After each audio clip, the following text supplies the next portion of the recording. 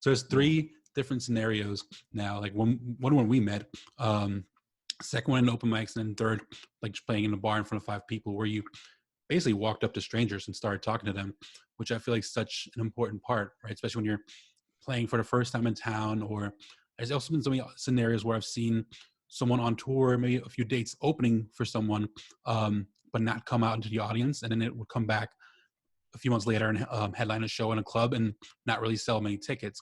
So it seems like there's a lot of benefit to actually going around after your performance and talking to the people. You know? Yeah, well, I will say that I consider myself introverted more or less among strangers. You know, I was always touring by Yeah. myself, and when I say I went out after, like in that scenario of playing in front of 5 to 8 people, which happened countless times, and then going to the bar. I'm just going to the bar to get a drink and sit in proximity with these strangers, and Right. they're going to talk to me.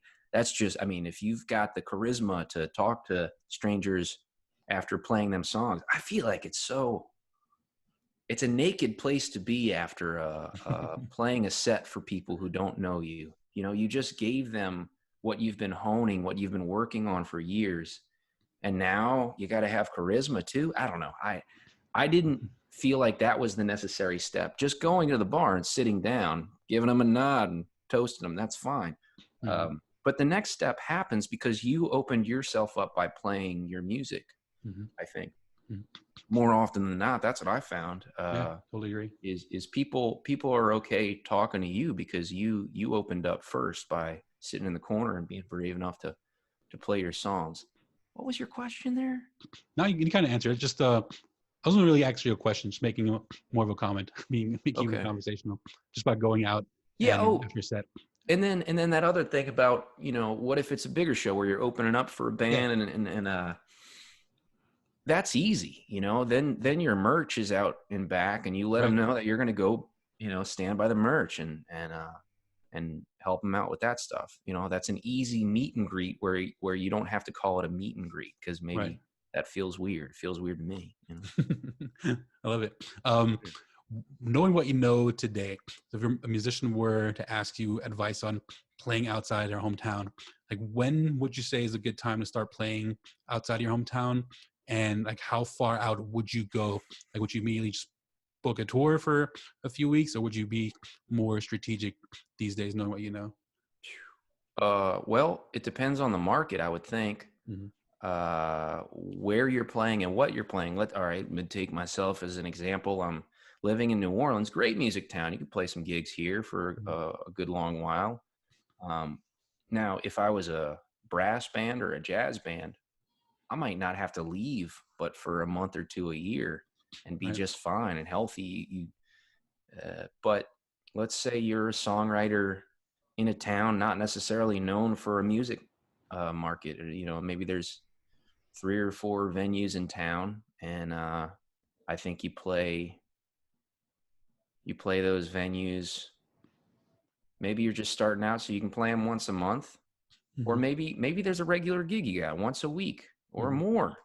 I think it's not really a question of when you go out. It's about knowing that building building is going to be about going out and starting to plant your seed in different Mm-hmm. markets and not going back. Don't bother it until it's been a couple months. Mm-hmm. Then you go back and you check your seed by planting another one, you know, Mm-hmm. um, so to speak. And I think that should happen when you have something you can sell, a record, Mm-hmm. you know, some material that you can. That's felt like a lost soldier to me so many times when there might be, maybe there was an opener or somebody I was playing with on a bill, and they'd play a great set, and then they wouldn't have music to sell the audience. And I know that's an ever-changing thing. What do you sell these days? CDs are going away, and Right. vinyl's expensive. Even if you just have tracks online people can listen to, it's important because and and and if you have tracks online, you should find some way to monetize that as physical merch, Mm-hmm. because people who enjoy a set want a souvenir, Mm-hmm. because they truly don't know. If they're seeing you the first time, they truly don't know. if they're going to see you again. Right. And they want a way to support you. They want a way to remember that evening, and one or the other or both. And so giving them an opportunity to take you with them and pop you in their car, hopefully, or on their phone, and be able to listen. And then hopefully that resonates. And next time you come through town, they're on fire to come see you again, that sort of stuff.